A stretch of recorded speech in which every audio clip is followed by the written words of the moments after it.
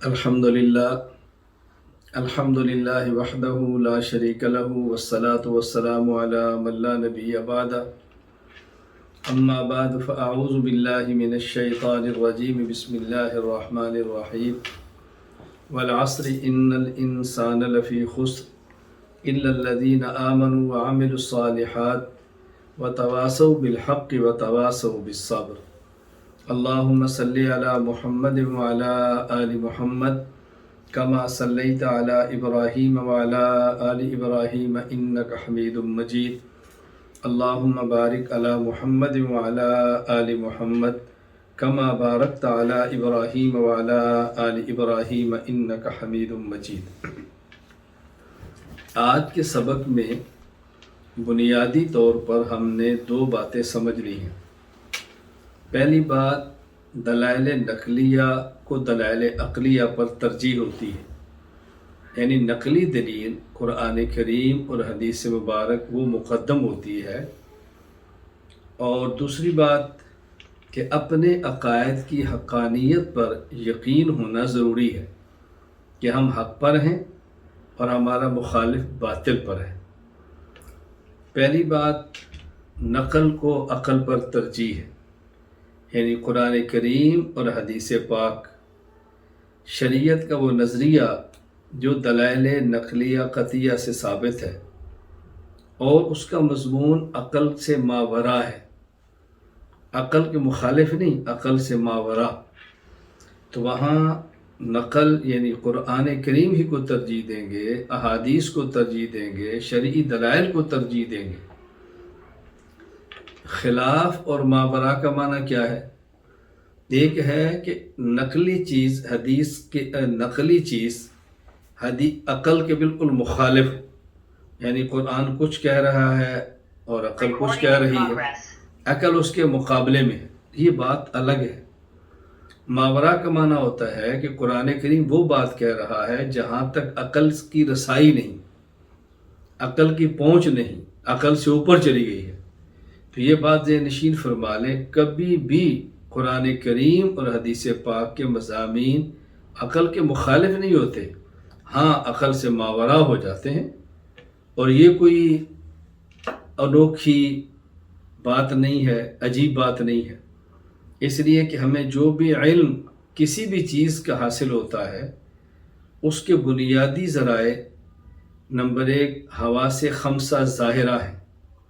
حواس خمسہ ظاہرہ یعنی جسم کے 5 وہ اعضاء کہ جو ظاہر ہیں، نظر آتے ہیں اور وہ چیز کو محسوس کرتے ہیں۔ ہم پہلے کسی چیز کو ہاتھ لگاتے ہیں تو پتہ چلتا ہے چیز سخت ہے، یہ چیز نرم ہے، یہ ہاتھ بتا رہا ہوتا ہے۔ تو یہ جو جسم ہے، یہ جسم کے اعضاء بتاتے ہیں، جسم سے کوئی چیز ٹچ ہو، یہ گرم ہے، یہ نرم ہے، تو ایک یہ چیز حس ہے۔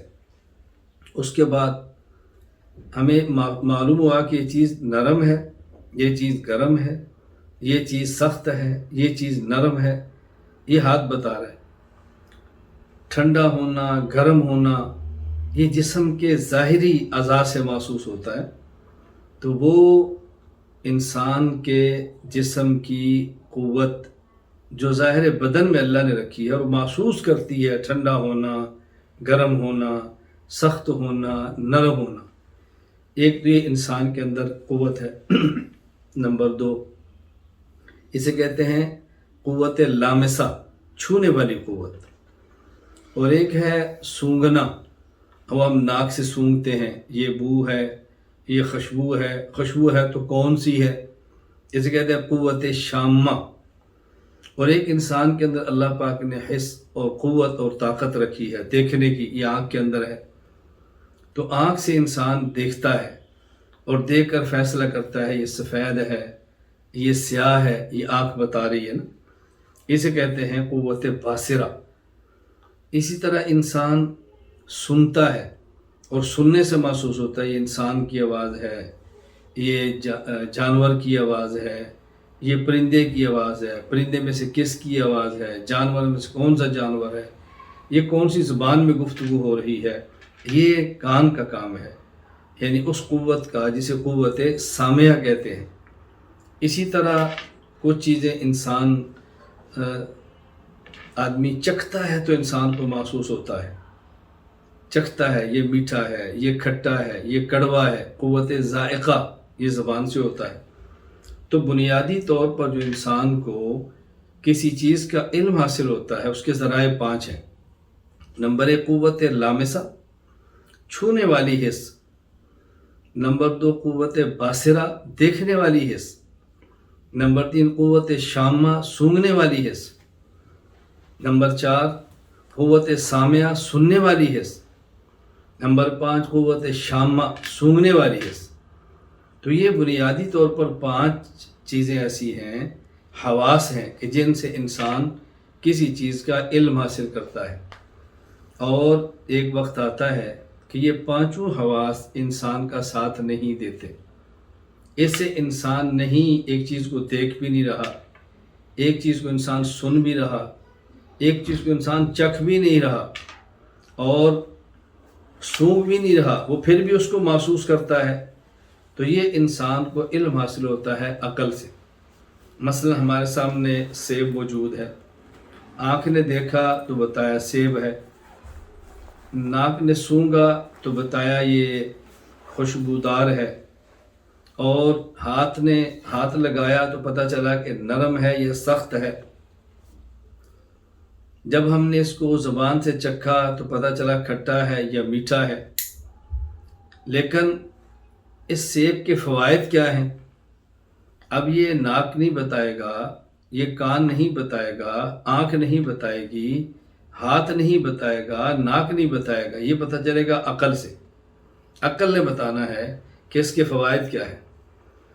اگلا مسئلہ یہ پاک ہے نہ پاک ہے، حلال ہے یا حرام ہے، تو یہ بتانا ہے شریعت نے۔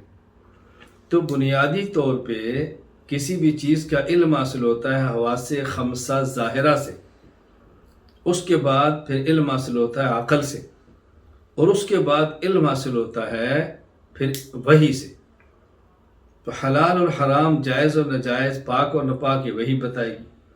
تو میں یہ بات چیز سمجھا رہا ہوں کہ اگر شریعت کا کوئی عقیدہ اور نظریہ دلائل نقلیہ سے ثابت ہو اور عقل سے ماوراء ہو تو وہاں نقل کو، قرآن اور حدیث کو ترجیح دیں گے، وہاں عقل کو ترجیح نہیں دیں گے۔ تو دلائل نقلیہ کو عقلیہ پر ترجیح ہوتی ہے، میں نے یہ بات سمجھائی ہے۔ حضرت امام بدر الدین محمد بن بہادر بن عبداللہ الزرکشی رحمہ اللہ تعالی، وفات سن 794 ہجری، البحر المحیط فی اصول الفقہ، تحریر فرماتے ہیں: اجمع اہل الملت ان النبی الصادق اذا اخبر خبرا لا يدرك العقل وجب الایمان به وتلقیہ بالقبول، وتلك خصیصۃ الایمان بالغیب التي مدح اللہ بها المؤمنین۔ والمعتزلة لما قلدوا عقولهم انکروا عذاب القبر وسؤال منکر ونکیر ووزن الاعمال ووقعوا في عقال الضلال حيث عدلوا عن قول المحسوم۔ وہ فرماتے ہیں دیکھیے امت محمدیہ کا اس بات پر اتفاق ہے، نبی کریم صلی اللہ علیہ وسلم جب ایک چیز کی خبر دیتے ہیں، عقل سے وہ ماوراء ہوتی ہے، عقل وہاں تک پہنچ نہیں سکتی، تو اس کو قبول کرنا ہے اور اس پر ایمان لانا ہے۔ یہی ایمان بالغیب ہے، اسی کا نام ایمان بالغیب ہے، عقل سے ماوراء ہے مانو۔ اب معتزلہ عقل کے گھوڑے دوڑاتے ہیں، عقل وہاں تک پہنچتے نہیں، وہ اس کو خلاف عقل کے آگے رد کر دیتے ہیں۔ جیسے عذاب قبر ہے، قبر میں منکر و نکیر کا سوال ہے، وزن اعمال ہے، تو اس پر وہ پھر انکار کرتے ہیں اور حق کو چھوڑ دیتے ہیں، معصوم پیغمبر کی بات نہیں مانتے اور جا کر پھر گمراہی کے تاریک گڑھوں میں گرتے ہیں۔ وَوَقَعُوا فِي عِقَالِ الضَّلَالِ حَيْثُ عَدَلُوا عَنْ قَوْلِ الْمَعْصُومِ صلی اللہ علیہ وسلم۔ تو یہ بات اچھی طرح ذہن نشین فرما لیں کہ عقل کی بجائے نقل کو اختیار کریں اور نقل کو عقل پر ترجیح دیں، یہ ضابطہ اور قاعدہ ہے۔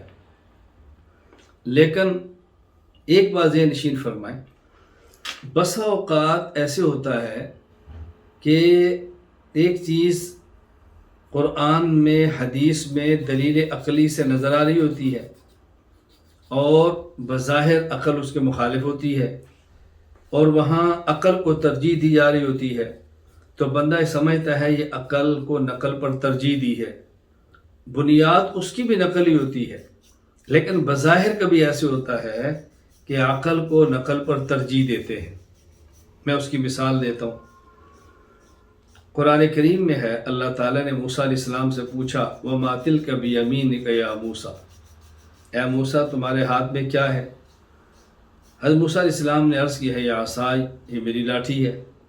اب معلوم ہوا قرآن کریم سے کہ لاٹھی کو دائیں ہاتھ میں پکڑنا چاہیے۔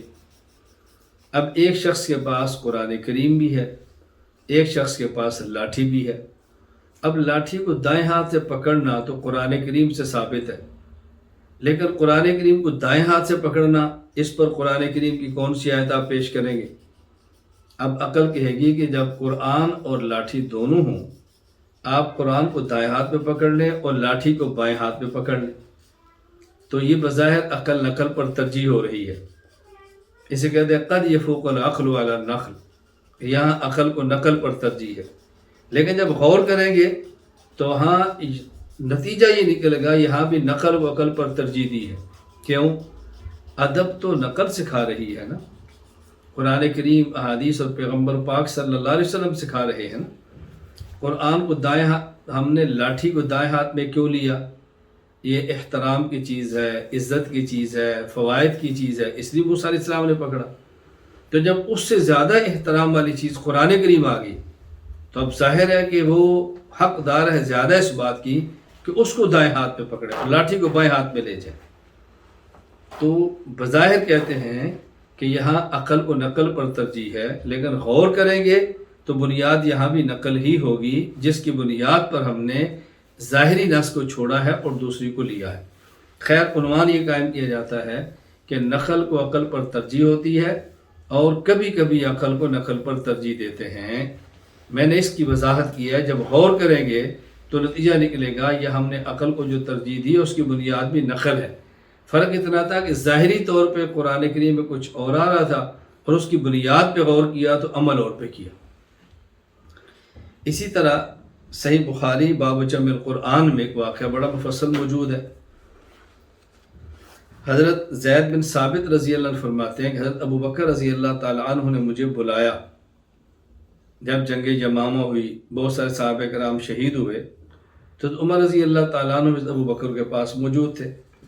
حضرت ابو بکر نے فرمایا کہ اے اسامہ، عمر میرے پاس آئے ہیں اور عمر فرما رہے ہیں کہ یہاں قرآن کریم یا بہت بڑی تعداد صحابہ کرام کی جو حفاظ قرآن تھے وہ شہید ہو گئے۔ اگر اسی طرح جنگوں میں صحابہ کرام کی تعداد شہید ہوتی رہی تو نتیجہ یہ نکلے گا کہ قرآن کریم کو محفوظ رکھنا مشکل ہو جائے گا۔ ابو بکر کہہ رہے ہیں کہ قرآن کریم کو جمع کرو۔ میں نے ان سے کہا کیف نعمل شیئا لم یفعلہ رسول اللہ صلی اللہ علیہ وسلم، کہ جب رسول اللہ صلی اللہ علیہ وسلم نے ایک جگہ پہ پورے قرآن کریم کو جمع نہیں کیا تو عمر میں یہ کام کیسے کر سکتا ہوں؟ یعنی جو کام رسول اللہ صلی اللہ علیہ وسلم نے نہیں فرمایا وہ میں کیسے کروں؟ تو عمر نے کہا ھذا واللہ خیر، ھذا واللہ خیر، فلم یزل عمر یراجعنی حتی شرح اللہ صدری لذالک ورأیت فی ذالک الذی رأى عمر۔ حضرت ابو بکر فرمانے لگے کہ عمر نے اتنی بار مجھے یہ بات کی نا، ھذا واللہ خیر، ھذا واللہ خیر، یہ بہتر ہے، یہ خیر ہے، اس میں بھلائی ہے، حضرت ابو بکر اس میں عمل کر لو۔ پر میں اتنی بار کہا کہ میرا سینہ اللہ پاک نے کھول دیا، مجھے صدر ہو گیا، تو میں اس نتیجے پر پہنچوں کہ قرآن کریم کو جمع کر لینا چاہیے۔ دیکھو اسامہ، تم ایک جوان آدمی ہو، انک رجل شاب عاقل لا نتہمک، اللہ اکبر، بقد کنت تکتب الوحی لرسول اللہ صلی اللہ علیہ وسلم، ہم تم پر اعتماد کرتے ہیں، تم نے رسول اللہ صلی اللہ علیہ وسلم کے دور میں قرآن کریم وحی کو لکھتے تھے، فتتبع القرآن فاجمعہ، تم قرآن کریم دیکھو جہاں جہاں موجود ہے وہ ایک جگہ پہ جمع کرو۔ حضرت اسامہ فرماتے ہیں لو کلفونی نقل جبل من الجبال ما کان اسکل علی مما امرنی بہ من جمع القرآن، اگر مجھے ابو بکر یہ فرماتے، عمر یہ فرماتے، صحابہ یہ فرماتے پہاڑ کو ایک جگہ سے اٹھاؤ اور دوسری جگہ پہ رکھ لو، تو شاید یہ آسان تھا بنسبت اس کے کہ میں قرآن کریم کو جمع کروں، چونکہ معاملہ اہم تھا، وحی کا تھا، تھوڑا سا لفظ آگے پیچھے ہوا، چوک ہوا تو خطرہ تھا بہت زیادہ۔ لیکن حضرت اسامہ فرماتے ہیں میں نے کہا کہ فتفعلون شیئا لم یفعل رسول اللہ صلی اللہ علیہ وسلم، ایک کام اللہ کے نبی نے کہ وہ آپ کیوں کرتے ہو؟ کہتے ہیں قال ھذا واللہ وخیر فلم یزل ابو بکر یراجعنی حتی یرح اللہ صدری للذی شرح له صدر ابی بکر وعمر۔ حضرت اسامہ فرماتے ہیں ابو بکر نے اتنی بار مجھے یہ فرمایا ھذا واللہ خیر، ھذا واللہ خیر، ھذا واللہ خیر، کہ جس پر ابو بکر اور عمر کو شرح صدر ہو گیا تھا، اللہ تعالیٰ نے اسی بات کے لیے میرا بھی سینہ کھول دیا، تو پھر میں نے قرآن کریم کو لکھنا شروع کر دیا۔ فتتبعت القرآن اجمعہ من العصب واللخاء وصدور الرجال، کہیں وہ سفید پتھر پہ تھا میں نے وہاں سے لیا، کہیں قرآن کریم کسی کے سینے میں تھا میں ملا میں نے ان سے لیا، کہیں کھجور کی شاخوں پر تھا میں نے ان سے لیا، مطلب جہاں جہاں قرآن کریم موجود تھا میں لیا اور میں نے جمع کیا۔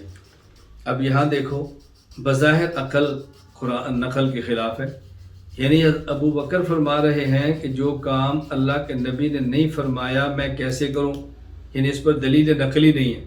عمر کہہ رہے نہیں یہ بہتر ہے آپ کر لیں۔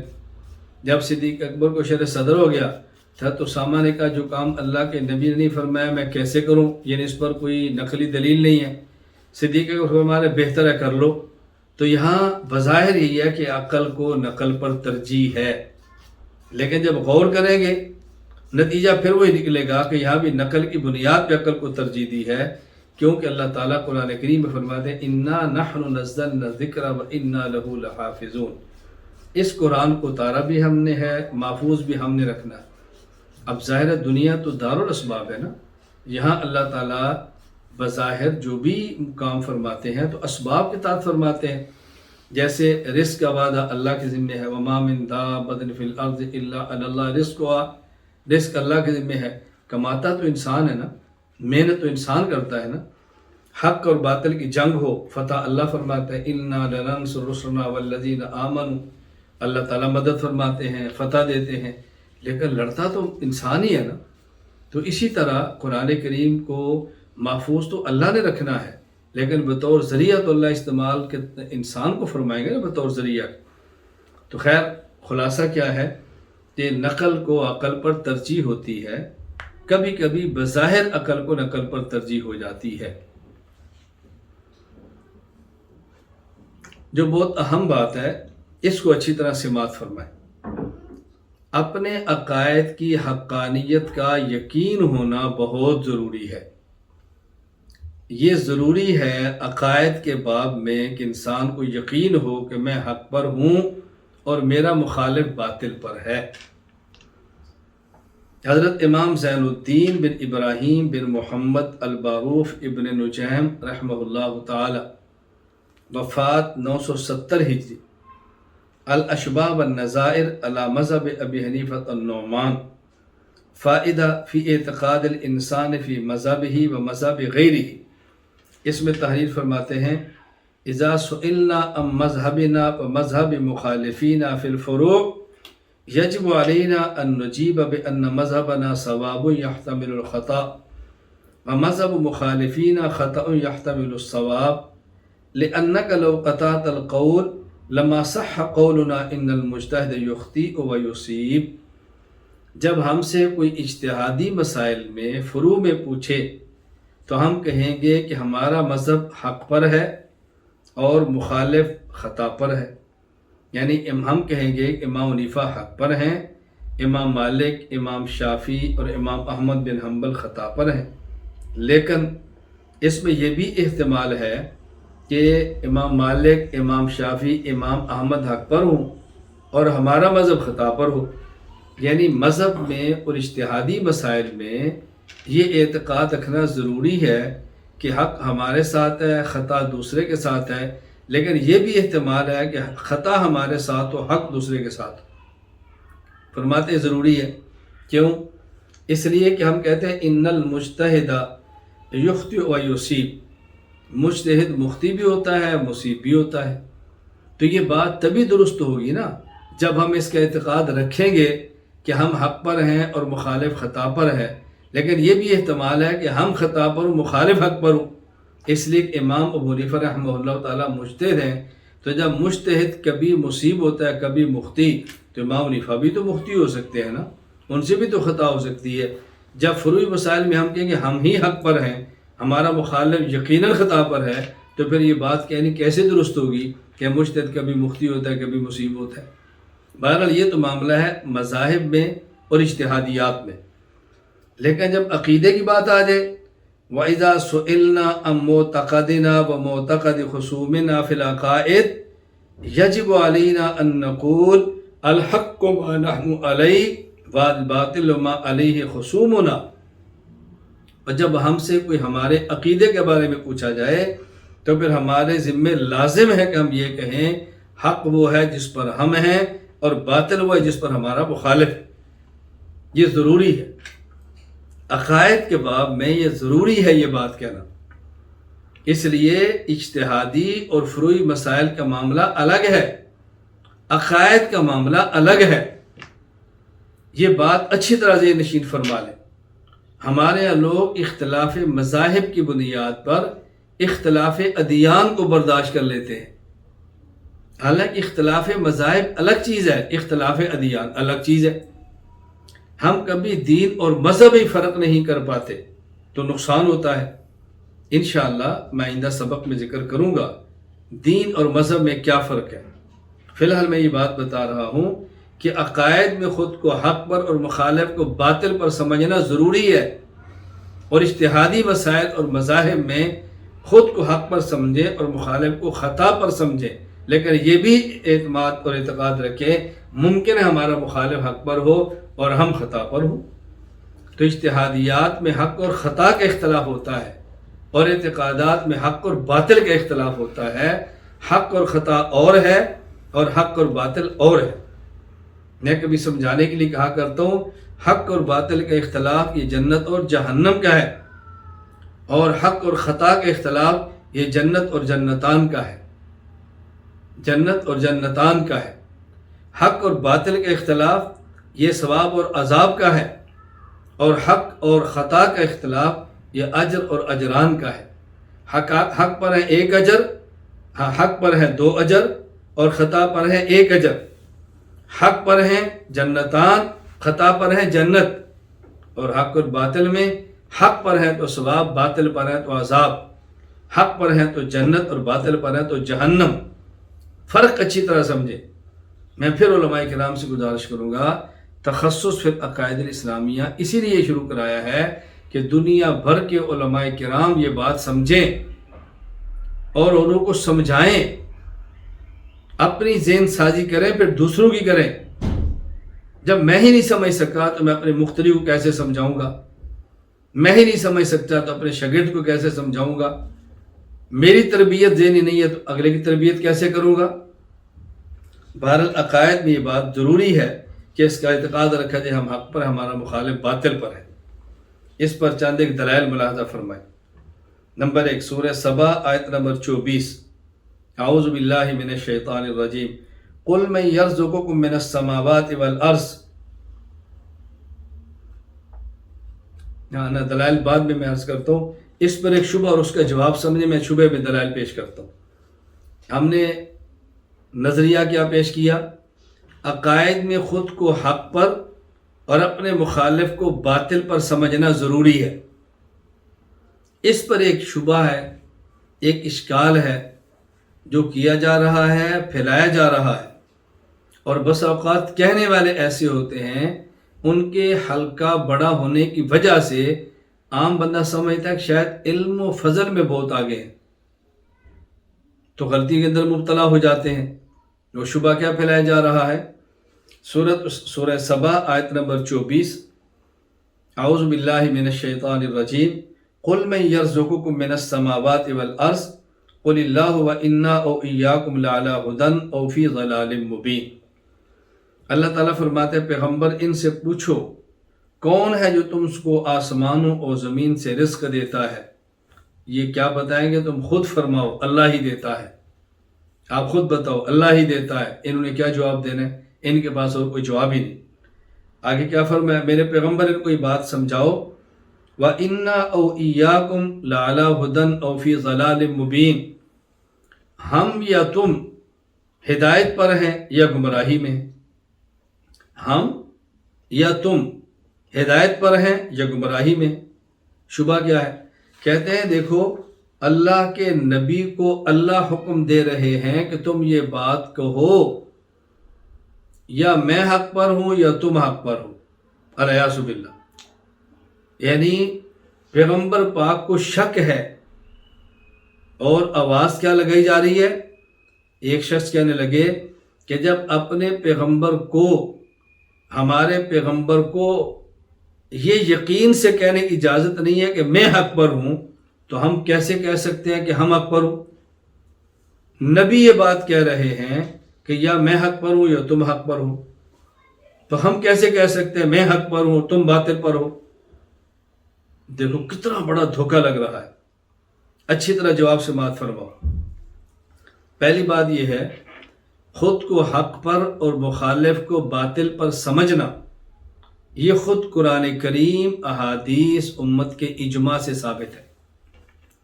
اس پر کئی ایک آیات موجود ہیں کہ حق پر اہل حق ہیں اور باطل پر اہل باطل ہیں۔ نمبر 1 سورہ مریم آیت نمبر 43، اعوذ باللہ من الشیطان الرجیم، یا ابت انی قد جاءنی من العلم ما لم یأتک فاتبعنی اہدک صراطا سویا۔ حضرت ابراہیم علیہ السلام اپنے والد سے کو فرما رہے ہیں، ابا جی میرے پاس وہ علم ہے جو آپ کے پاس نہیں ہے، آپ میری بات مانیں تاکہ میں آپ کو سیدھا راستہ دکھاؤں۔ یعنی آپ سیدھے راستے پر نہیں ہیں، میں سیدھے راستے پر ہوں، میرے پاس علم ہے آپ کے پاس نہیں ہے، میں آپ کو سیدھے راستے پر لے کر چلوں گا۔ تو ابراہیم علیہ السلام کو اگر یہ شک ہے کہ سیدھا راستہ میرا ہے یا ابا جی کا ہے، تو لڑائی کس بات کی ہے؟ جھگڑا کس بات کا ہے؟ قربانی کس بات کی ہے؟ پوری دنیا سے الگ ہو کر کھڑے ہیں، بنیاد کیا ہے؟ نمبر 2 سورۃ الانبیاء آیت نمبر 54، لَقَدْ كُنْتُمْ أَنْتُمْ وَآبَاؤُكُمْ فِي ضَلَالٍ مُبِينٍ۔ کس طرح ابراہیم علیہ السلام کھل کر فرما رہے ہیں، تم اور تمہارے باپ، تمہارے یہ بڑے جو بتوں کے پجاری ہیں، تم سب کھلی گمراہی میں ہو۔ کوئی شک رہ گیا؟ کتنی وضاحت سے بات فرمائی ہے کہ تم گمراہی میں ہو۔ نمبر 3 سورہ نمل آیت نمبر 79، فَتَوَكَّلْ عَلَى اللَّهِ إِنَّكَ عَلَى الْحَقِّ الْمُبِينِ۔ اللہ پر بھروسہ کرو، تم واضح حق پر ہو۔ اب دیکھو سورۃ الانبیاء آیت نمبر 54، دشمن، مخالف، مشرک کو کہا جا رہا ہے کہ تم واضح گمراہی پر ہو۔ سورۃ النمل آیت نمبر 79، پیغمبر کو واضح کہا جائے انک علی الحق المبین۔ تو قرآن کھل کر کہہ رہا ہے کہ یہ لوگ گمراہی پر ہیں اور پیغمبر اہل حق یہ حق کے اوپر ہے۔ نمبر 4 سورہ لقمان آیت نمبر 11، ھذا خلق اللہ فارونی ماذا خلق الذین من دونی بل الظالمون فی ضلال مبین۔ یہ چیزیں تو اللہ نے پیدا فرمائی، آسمان اور زمین، پہاڑ، چاند، سب چیزیں۔ تم بتاؤ کہ جو اللہ کے علاوہ کسی نے پیدا کی جن کہ تم پوجا کرتے ہو وہ کون سی چیزیں ہیں؟ غیر اللہ کی مخلوق دکھاؤ۔ اور کیا فرمایا؟ بل الظالمون فی ضلال مبین۔ یہ مشرک، یہ ظالم واضح گمراہی میں۔ نمبر 5 سورہ محمد آیت نمبر 3، ذالک بأن الذین کفروا اتبعوا الباطل وأن الذین آمنوا اتبعوا الحق من ربہم۔ کتنی کھل کر بات فرمائی ہے کہ کفار باطل پر ہیں اور ایمان والے حق پر ہیں۔ کفار باطل کی پیروی کرتے ہیں، ایمان والے حق کی پیروی کرتے ہیں۔ میں نے فی الوقت یہ 5 آیات پیش کی ہیں جن سے واضح طور پر یہ بات کہی جا رہی ہے کہ ایمان والے حق پر ہیں اور کفر والے باطل پر ہیں۔ کتنی واضح بات کی جا رہی ہے۔ تو یہ بات کہنا کہ خود پیغمبر وضاحت کے ساتھ اپنا اہل حق کو نہ بیان نہیں فرما رہے. خود نبی کہہ رہے ہیں شاید میں حق پر ہوں، شاید طور پر ہے، پیغمبر کو شک ہے. الیاذ باللہ الیاذ باللہ الیاذ باللہ. اگر یہ اعتقاد ہو کہ پیغمبر کو حق پر ہونے کا یقین نہیں تھا، مجھے بتائیں یہ کفر نہیں تو اور کیا ہے؟ نبی کے بارے میں یہ ذہن رکھنا، الیاذ باللہ. حدیث مبارک سنن ترمذی باب ما جاء فی الائمۃ المضلین عن ثوبان قال قال رسول اللہ صلی اللہ علیہ وسلم لا تزال طائفۃ من امتی علی الحق ظاہرین. حضرت ثوبان رضی اللہ عنہ فرماتے ہیں رسول اکرم صلی اللہ علیہ وسلم فرمایا ہمیشہ ایک جماعت ایسی میری امت میں سے رہے گی جو حق پر ہوگی اور دلائل کی دنیا میں غالب رہے گی. دلائل کی دنیا میں غالب رہے گی، ہمیشہ حق پر ایک جماعت رہے گی. تو یہ تو نہیں فرمایا کہ شاید حق پر ہوگی، شاید گمراہی پر ہوگی، الیاذ باللہ. صحیح بخاری باب شروط فی الجہاد والمصالحۃ مع اہل الحرب عن عمر بن الخطاب رضی اللہ عنہ قال فاتیت النبی اللہ صلی اللہ علیہ وسلم فقلت الست نبی اللہ حقا قال بلا قلت الستنا علی الحق وعدونا علی الباطل قال بلا. یعنی حدیبیہ کے موقع پر جب صلح کی جا رہی تھی اور شرائط لکھی جا رہی تھی تو عمر رضی اللہ تعالیٰ عنہ رسول اللہ صلی اللہ علیہ وسلم سے عرض کریں یا رسول اللہ الست نبی اللہ حقا، کیا آپ اللہ کے سچے نبی نہیں ہیں؟ اور میں کیوں نہیں؟ کہ اچھا یہ بتاؤ الستنا علی الحق وعدونا علی الباطل، کیا ہم حق پر نہیں ہیں، ہمارا دشمن باطل پر نہیں ہے؟ اور میں عمر کیوں نہیں؟ تو حضور پھر یہ شرائط دب کر کیوں ہو رہی ہے؟ اللہ کے نبی نے سمجھایا کہ اس میں فوائد کیا ہے. بہرحال جو میں بطور دلیل کے پیش کر رہا ہوں، حضرت عمر پوچھ رہے ہیں الستنا علی الحق وعدونا علی الباطل، حضور فرما رہے ہیں بلا. تو خود پیغمبر فرما رہے ہیں کہ ہم حق پر ہیں، ہمارا دشمن باطل پر ہے. اب کیسے کہتے ہیں پیغمبر صلی اللہ علیہ وسلم کو اس بات پر یقین نہیں تھا اور حضور اپنا حق پر ہونا بیان نہیں فرما رہے؟ میں نے 5 آیات اور 2 حدیثیں پیش کی ہیں فی الوقت یہ سمجھانے کے لیے یہ اعتقاد رکھنا ضروری ہے ہم حق پر ہیں اور ہمارا مخالف باطل پر ہے.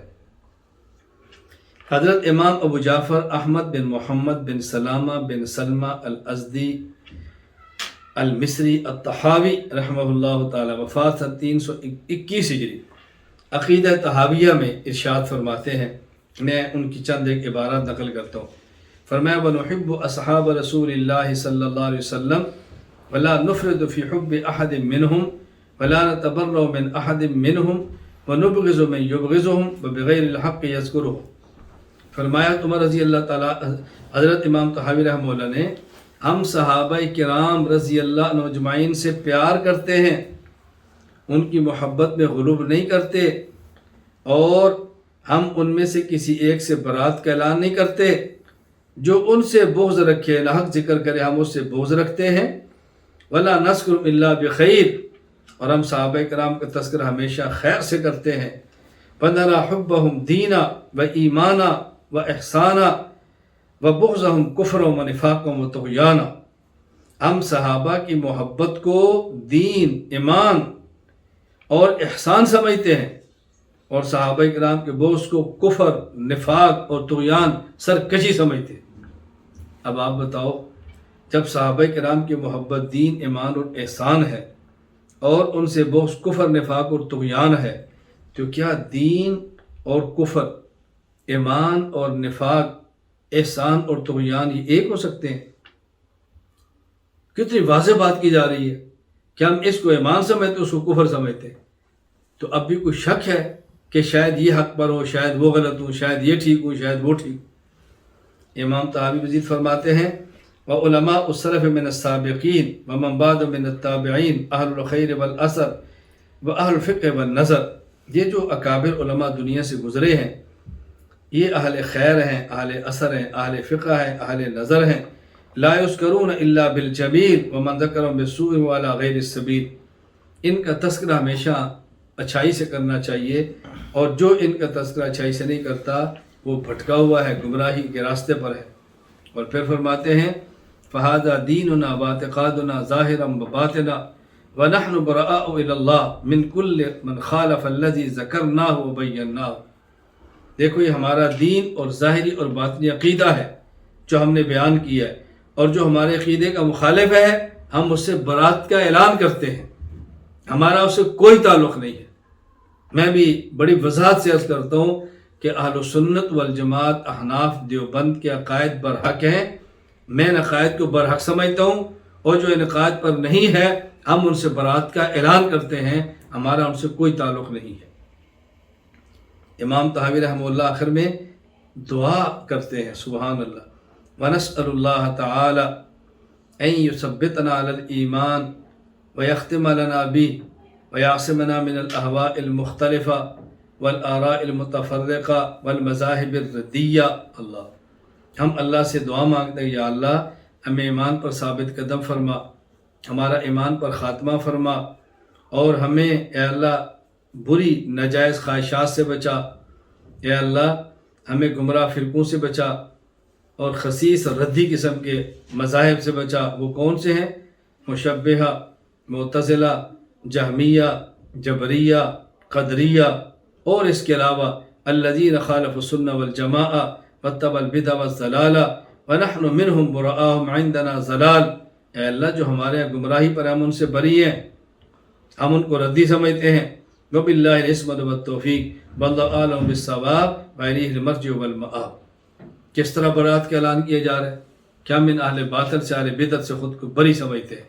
بہرحال میں نے عرض کیا یہ اعتقاد رکھنا ضروری ہے کہ ہم برحق ہیں، ہمارا عقیدہ ٹھیک ہے اور مخالفین کا عقیدہ باطل ہے۔ باقی جو آیت بیان کی ہے اِنَّا وَإِيَّاكُمْ لَعَلَىٰ هُدًى أَوْ فِي ضَلَالٍ مُبِينٍ، اس آیت کا مطلب سمجھیں۔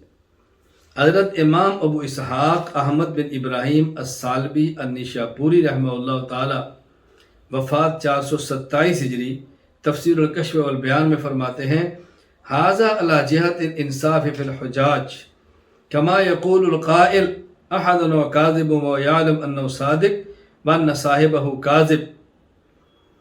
فرماتے ہیں آیت کریمہ میں یہ طریقہ دوسروں کو سمجھانے کے لیے اس طرح اختیار کیا ہے کہ جس طرح کوئی شخص سمجھتا ہے کہ میں سچا ہوں اور میرا مخالف جھوٹا ہے، اور اس کو سمجھانے کے لیے کہتا ہے کہ دیکھو یار میں کہتا ہوں کہ میں نے پیسے تمہیں دے دیے، تو کہہ رہے نہیں دیے، اب یا تو سچ بول رہا ہے یا میں سچ بول رہا ہوں، یہ تو نہیں ہو سکتا کہ دونوں سچ بولیں، کوئی تو ہمیں سے جھوٹا ہوگا نا۔ اب یہ بات کیوں کہہ رہا ہے؟ وہ سمجھتا ہے کہ میں نے پیسے دیے ہیں، میں سچ بول رہا ہوں، میں نے ادائیگی کر دی ہے، یہ جھوٹ بول رہا ہے۔ اپنے آپ کو صادق اور دوسرے کو کاذب سمجھنے کے باوجود طرز اختیار کرتا ہے، بھائی دونوں میں سے ایک سچا ہوگا، دونوں تو سچے نہیں ہو سکتے نا۔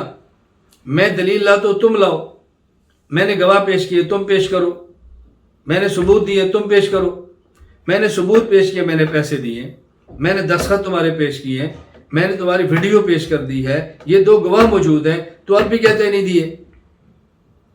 اب دیکھیں نا کس طرح بات کر رہے ہیں۔ اسی طرح اللہ کے نبی فرما رہے ہیں کہ دیکھو ہم نے دلائل دیے ہیں، اپنے عقائد بیان کیے ہیں، مجھ پر وحی آ رہی ہے، تم اپنے ہاتھوں کو تراشے بتوں کو پوجا کر رہے ہو، پھر بھی تم حق پر ہو، یہ کیسے ہو سکتا ہے؟ یا میں حق پر ہوں یا تم ہو، دونوں تو حق پر نہیں ہو سکتے۔ یہ تو نہیں ہو سکتا تمہارا عقیدہ بھی ٹھیک ہو میرا عقیدہ بھی ٹھیک ہو، کسی ایک کا ٹھیک ہوگا نا، یا میرا ٹھیک ہو گیا تمہارا ٹھیک ہوگا، دونوں عقیدے نہیں چلیں گے، یا یہ چلے گا یا وہ چلے گا۔ میں نے دلائل دیے تم دلیل پیش کرو، بات یوں سمجھائی جا رہی ہے اور ہم نے کیا اس کا مطلب سمجھ لیا۔ تو حضرت امام نشاپوری فرماتے ہیں والمانا ما نحن وانتم على امر واحد، اس کا مطلب کیا ہے؟ ہم اور تم دونوں ٹھیک ہے، ایسا تو نہیں ہو سکتا۔ ان احد الفریقین لمہتد والاخر ضال، ایک ہدایت پر ہے دوسرا گمراہ ہے۔ فالنبی صلی اللہ علیہ وسلم ومن معه الہدی ومن خالف فی ضلال، حضور ہدایت پر ہے، مخالف گمراہی پر ہے۔ فکذبہم باحسن من تصریح التکذیب، ایک ہے کسی کو صاف کہنا تو جھوٹا ہے، اور اس سے زیادہ عمدہ طریق کیا ہے؟ دلائل ایسے پیش کرو، اسے کو یا میں سچا ہوں یا تو، کوئی ایک سچا ہوگا، میں نے دلائل پیش کیا اپنے سچا ہونے پر، تو سچا تو دلائل پیش کر۔ تو فرمایا صحیح تکذیب سے بھی زیادہ عمدہ طریقہ ہے جو قرآن کریم نے اختیار فرمایا ہے۔ اللہ اکبر۔ امام ابو الفدا عماد الدین اسماعیل بن عمر المعروف بن کثیر رحمہ اللہ، وفات 774 ہجری، تفسیر ابن کثیر میں فرماتے ہیں وَإِنَّا أَوْ إِيَّاكُمْ لَعَلَىٰ هُدًى أَوْ فِي ضَلَالٍ مُّبِينٍ هَذَا مِن بَابِ اللَّفِّ وَالنَّشْرِ کیا پیاری بات فرمائی. فرمایا دیکھو یہ لف نشر مرتب کے ساتھ بات کی ہے. لف کہتے ہیں سمیٹنا، نشر کہتے ہیں پھیلانا. جیسے پہلے بات سمیٹی ویسے پھیلا دی ہے. قرآن کریم نے کیا طرز اختیار کیا؟ فرمایا وَإِنَّا أَوْ إِيَّاكُمْ، ہم یا تم، آگے لفی لعلی ہدن او فی ضلال مبین، ہدایت پر ہیں یا گمراہی پر ہیں. ہم پہلے ذکر کیا یا تم پہلے ذکر کیا، انا پہلے، ایاکم بعد میں، آگے لعلی ہدن ہدایت پر ہیں پہلے، او فی ضلال مبین یا گمراہ ہیں بعد میں. کیسے فرمایا؟ ہم یا تم ہدایت پر یا گمراہی پر. تو ہم کو پہلے لائے، ہدن کو پہلے لائے، ایاکم کو بعد میں لائے تو گمراہی کو بعد میں لائے. یعنی ہم ہدایت پر ہیں یا تم گمراہی میں ہو. تو کس انداز میں بات سمجھائی ہے کہ ہم ہدایت پر ہیں تم گمراہی پر. کتنا پیارا طرز اختیار فرمایا، سبحان اللہ. یعنی اس انداز میں بات کی ہے کہ مخالف طیش میں بھی نہ آئے اور بات بھی پوری کر دیں. امام علی بن محمد معروف امام خازن رحمہ اللہ، وفات 725 ہجری، تفسیر خازن میں فرماتے ہیں وَإِنَّا أَوْ إِيَّاكُمْ لَعَلَىٰ هُدًى أَوْ فِي ضَلَالٍ مُّبِينٍ مَعْنَاهُ مَا نَحْنُ وَأَنْتُمْ عَلَىٰ أَمْرٍ وَاحِدٍ بَلْ أَحَدُ فَرِيقَيْنِ مُهْتَدٍ وَالْآخَرُ ضَالٌ. معنی یہ ہے کہ دونوں کا معاملہ ٹھیک ہو، دونوں حق پر ہو، ایسا تو نہیں ہو سکتا نا. دونوں سیدھے راستے پر ہو، ایسا تو نہیں ہو سکتا. ایک ہدایت پر ہوگا اور ایک گمراہ ہوگا. هذا ليس على طریق الشک بل جہت الالزام والانصاف. سبحان اللہ. فرمایا یہ شک کی وجہ سے نہیں ہے، یہ جو بات فرمائی ہے یہ ان کو سمجھانے اور مخالف پر الزام قائم کرنے کے لیے ہے. جیسے کوئی شخص کہتا ہے احدنا کاذب، ہم میں سے ایک تو جھوٹا ہوگا، حالانکہ وہ جانتا ہے انہ صادق و صاحب و کاذب، وہ خود سچا ہے اور دوسرا جھوٹا، لیکن کہتا کیا ہم میں سے کوئی ایک تو جھوٹا ہوگا نا. فالنبی صلی اللہ علیہ وسلم ومن تبعہ علی الہدی ومن خالف فی ضلال. کہتے ہیں اللہ کے نبی صلی اللہ علیہ وسلم اور ان کے ساتھی صحابہ کرام حق پر ہیں اور ان کے مخالف گمراہ ہیں. فکذبہم من غیر ان یصرح بالتکذیب. فرمایا انہوں نے ان کی تکذیب کی ہے لیکن صراحتاً تکذیب کا طریقہ اختیار نہیں کیا. یہ نہیں کہا تم گمراہ ہو یا یہ نہیں کہا تم ضلال میں ہو. یہ کیا فرمایا؟ ہم یا تم ہدایت پر ہیں یا گمراہی میں. اپنے ساتھ ہدایت کو پہلے ذکر کیا، ان کو بعد میں، اور گمراہی کو بعد میں ذکر کیا. یہ طرز ایسا بہتر اختیار فرمایا کہ جس سے ثابت کیا جا رہا ہے دلائل کے ساتھ حق پر ہم ہیں اور باطل پر تم ہو. امام شمس الدین محمد بن احمد القاہری الشافعی رحمہ اللہ تعالی، وفات 977 ہجری، تفسیر السراج المنیر میں فرماتے ہیں ھذا لیس علی طریق الشک لانہ صلی اللہ علیہ وسلم لم یشک انہ علی ھدی و یقین وان الکفار علی ضلال مبین. یہ شک کو بیان کرنے کے لیے نہیں ہے کیونکہ پیغمبر کو اپنے حق پر ہونے اور باطل کے گمراہی پر ہونے میں شک نہیں تھا، پورا یقین تھا میں حق پر ہوں اور باطل گمراہی پر ہے. انما ھذا الکلام جار علی ما تخاطب به العرب من استعمال الانصاف فی محاورات ولا سبیل الفرد والتقدیر. کہتے ہیں یہ عرب کے محاورات کے مطابق گفتگو کی ہے. قرآن کریم محاورات کے ساتھ گفتگو کرتا ہے. عرب کے محاورے میں یوں کہا جاتا ہے یا میں سچا ہوں یا تم سچے ہو، دونوں سچے نہیں ہوں گے، یا میں سچا ہوں یا تم جھوٹے ہو، دونوں جھوٹے تو نہیں ہو سکتے نا، کوئی ایک سچا ہوگا ایک جھوٹا. یہ عرب کا محاورہ ہے. تو قرآن کریم کے عرب کے محاورے میں بات کی ہے. وَيُسَمِّي أَهْلُ الْبَيَانِ الاستدراج. علم بلاغت میں 3 علوم ہیں نا، علم المعانی ہے اور علم البیان ہے. تو یہاں علم البیان میں استدراج ایک اصطلاح ہے، یہ وہ اختیار کیا گیا ہے. اس کو اچھی طرح بات سمجھے. ہاں، علم البدیع، علم المعانی اور علم البیان، یہ بلاغت کے 3 علوم ہیں. تو اہل بیان، علم البیان والے اس کو استدراج کہتے ہیں. یعنی فرض کے طور پر بات کہنا کہ دیکھو یار ایک بات تم کہتے ہو ایک بات میں کہتا ہوں تو دونوں میں سے ایک سچا ہوگا نا، دونوں تو سچے نہیں ہو سکتے نا. فرض کر لو تم سچے ہو، دلیل پیش کرو، تم پیش کرو دلیل نہیں ہے تو پھر مان لو نا میں سچا ہوں. تو اس طرح گفتگو کی گئی ہے پیغمبر کا حق پر ہونا اور مخالف کا باطل پر ہونا بیان کرنے کے لیے۔ شیخ و تفسیر مولانا محمد ادریس قادری رحمہ اللہ تعالی وفات 1394 ہجری، تفسیر معرف القرآن قادری میں یہاں فرماتے ہیں، تحقیق ہم یا تم میں سے ایک فریق یا تو صریح ہدایت پہ ہیں یا کھلی گمراہی میں ہیں، یہ تو ممکن نہیں دونوں حق پر ہوں، اہل توحید اور اہل شرک دونوں حق پر ہوں یا دونوں غلطی پر ہوں، لا محالہ ایک حق پر ہوگا اور وہ ہدایت یافتہ ہوگا، دوسرا باطل پر ہوگا اور وہ گمراہ ہوگا، اور دلائل سے توحید کا حق پر ہونا روز روشن کی طرح واضح ہے، لہٰذا آپ ان سے یہ کہہ دیجئے کہ جب شرک کا باطل ہونا اور مشرک کا مجرم ہونا ثابت ہو گیا۔ آگے پھر تفسیر بیان فرمائی۔ بہرحال خلاصہ میں کیا ہے، میں نے آپ کی خدمت میں عرض کیا ہے، عقائد کے معاملے میں یہ اعتقاد رکھنا ضروری ہے، ہمارا عقیدہ حق ہے اور ہمارے مخالف کا عقیدہ باطل ہے۔ اللہ تعالی ہم کو حق پر ثابت قدم رکھے، ہمارا خاتمہ حق پر فرمائے، ہمیں اہل حق کا ساتھ دینے کی توفیق عطا فرمائے۔ وآخر دعوانا ان الحمدللہ رب العالمین۔